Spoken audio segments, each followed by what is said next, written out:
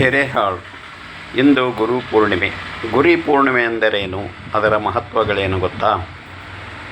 July 10 ಅಂದರೆ ಇಂದು ಗುರು ಪೂರ್ಣಿಮೆಯನ್ನು ಆಚರಿಸಲಾಗುತ್ತದೆ. ಹೀಗಾಗಿ ಈ ದಿನ ಹಲವು ದೇವಾಲಯಗಳಲ್ಲಿ ವಿಶೇಷ ಪೂಜೆಯು ನಡೆಯುತ್ತದೆ. ಜೊತೆಗೆ ಶಿಷ್ಯರು ಗುರುಗಳ ಆಶೀರ್ವಾದ ಪಡೆಯುತ್ತಿದ್ದಾರೆ. ಇಂದು ಗುರು ಪೂರ್ಣಿಮೆ ಹಬ್ಬ. ಹಿಂದೂ ಪಂಚಾಂಗದ ಪ್ರಕಾರ ಆಷಾಢ ಮಾಸದ ಹುಣ್ಣಿಮೆಯನ್ನು ಹಿಂದೂಗಳು ಸಾಂಪ್ರದಾಯಿಕವಾಗಿ ಗುರು ಪೂರ್ಣಿಮೆ ಎಂದು ಆಚರಿಸುತ್ತಾರೆ. ಈ ದಿನದಂದು ಹಿಂದೂಗಳು ಮತ್ತು ಬೌದ್ಧರು ಸಹ ತಮ್ಮ ಗುರುವಿಗೆ ಪೂಜೆ ಸಲ್ಲಿಸುತ್ತಾರೆ. ಗುರು ಪೂರ್ಣಿಮೆಯ ದಿನ ಗುರು ಸೂತ್ರದ ಪ್ರಭಾವ ಇತರ ದಿನಗಳಿಗಿಂತ ಹೆಚ್ಚು ಪ್ರಭಾವಶಾಲಿಯಾಗಿರುತ್ತದೆ ಎನ್ನುವ ನಂಬಿಕೆ ಇದೆ. ಗುರು ಅನ್ನುವ ಶಬ್ದ ಗು ಮತ್ತು ರು ಅನ್ನುವ ಮೂಲ ಪದಗಳನ್ನು ಹೊಂದಿದೆ. ಸಂಸ್ಕೃತ ಭಾಷೆಗಳಲ್ಲಿ ಗು ಅಂದರೆ ಅಂಧಕಾರ ಅಥವಾ ಅಜ್ಞಾನ, ರು ಅಂದರೆ ದೂರ ಮಾಡುವ ಎಂದರ್ಥ. ಅದಕ್ಕೆ ಗುರು ಎಂದರೆ ಅಂಧಕಾರ ಅಥವಾ ಅಜ್ಞಾನವನ್ನು ದೂರ ಮಾಡುವರು ಎಂದರ್ಥ. ಗುರು ಪೂರ್ಣಿಮಾ ಆಚರಣೆ ಬಹುತೇಕರು ಗುರುಗಳನ್ನು ತಮ್ಮ ಜೀವನದ ಅವಿಭಾಜ್ಯ ಅಂಗವೆಂದು ಪರಿಗಣಿಸುತ್ತಾರೆ.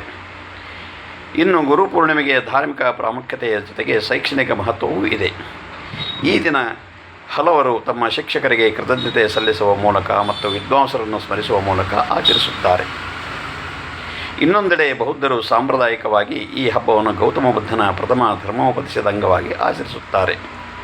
ಗೌತಮ ಬುದ್ಧ ಸಾರನಾಥದಲ್ಲಿ ತನ್ನ ಪ್ರಥಮ ಧರ್ಮೋಪದೇಶ ನೀಡಿದ ಎನ್ನಲಾಗಿದೆ. ಇನ್ನೊಂದೆಡೆ ಯೋಗ ಸಂಪ್ರದಾಯದಲ್ಲಿ ಈ ದಿನವನ್ನು ಶಿವನು ಸಪ್ತರ್ಷಿಗಳಿಗೆ ಯೋಗ ವಿದ್ಯೆಯನ್ನು ಧಾರೆ ಎರೆದು ಪ್ರಥಮ ಗುರು ಆದ ದಿನ ಎಂಬ ನಂಬಿಕೆಯಿಂದ ಆಚರಿಸುತ್ತಾರೆ. ಅಲ್ಲದೆ ಶ್ರೇಷ್ಠ ಗುರುಗಳಲ್ಲಿ ಒಬ್ಬರಾದ ವೇದವ್ಯಾಸ ಮಹರ್ಷಿಗಳ ಜನ್ಮದಿನದ ಅಂಗವಾಗಿಯೂ ಈ ಹಬ್ಬವನ್ನು ಆಚರಿಸುತ್ತಾರೆ. ವೇದವ್ಯಾಸ ಮಹರ್ಷಿಗಳು ಈ ದಿನ ಹುಟ್ಟಿದ್ದಲ್ಲದೆ ಆಷಾಢ ಶುಕ್ಲ ಪಕ್ಷದಲ್ಲಿ ಬ್ರಹ್ಮಸೂತ್ರಗಳ ರಚನೆ ಪ್ರಾರಂಭಿಸಿದರು. ಈ ದಿನ ಆ ಶುಕ್ಲ ಪಕ್ಷ ಕೊನೆಗೊಳ್ಳುತ್ತದೆ. ಇದರ ಸ್ಮರಣಾರ್ಥವಾಗಿ ಈ ದಿನದಂದು ಬ್ರಹ್ಮಸೂತ್ರಗಳ ಪಠಣ ಮಾಡಲಾಗುತ್ತದೆ. ಹಾಗೂ ಈ ದಿನವನ್ನು ವ್ಯಾಸ ಪೂರ್ಣಿಮೆ ಎಂದು ಕರೆಯಲಾಗುತ್ತದೆ. ಜೊತೆಗೆ ಹಿಂದೂ ಧರ್ಮದ ಎಲ್ಲ ಆಧ್ಯಾತ್ಮಿಕ ಪರಂಪರೆಗಳಲ್ಲಿಯೂ ತಮ್ಮ ಗುರುಗಳಿಗೆ ಕೃತಜ್ಞತೆ ಸಲ್ಲಿಸುತ್ತಾ ಈ ಹಬ್ಬವನ್ನು ಅತ್ಯಂತ ಶ್ರದ್ಧೆಯ ಭಕ್ತಿಯಿಂದ ಆಚರಿಸಲಾಗುತ್ತದೆ. ಮಳೆಗಾಲದ 4 ತಿಂಗಳುಗಳಾದ ಚಾತುರ್ಮಾಸದಲ್ಲಿ ಬರುವ ಈ ಗುರುಪೂರ್ಣಿಮೆಯಂದು ಸನ್ಯಾಸಿಗಳು ತಮ್ಮ ಗುರುಗಳಿಗೆ ಪೂಜೆ ಸಲ್ಲಿಸುತ್ತಾರೆ. ಈ ಚಾತುರ್ಮಾಸದಲ್ಲಿ ಸನ್ಯಾಸಿಗಳು ಸಾಮಾನ್ಯವಾಗಿ ಒಂದೇ ಸ್ಥಳದಲ್ಲಿದ್ದು ಭಕ್ತಾದಿಗಳಿಗೆ ಪ್ರವಚನ ನೀಡುತ್ತಾರೆ.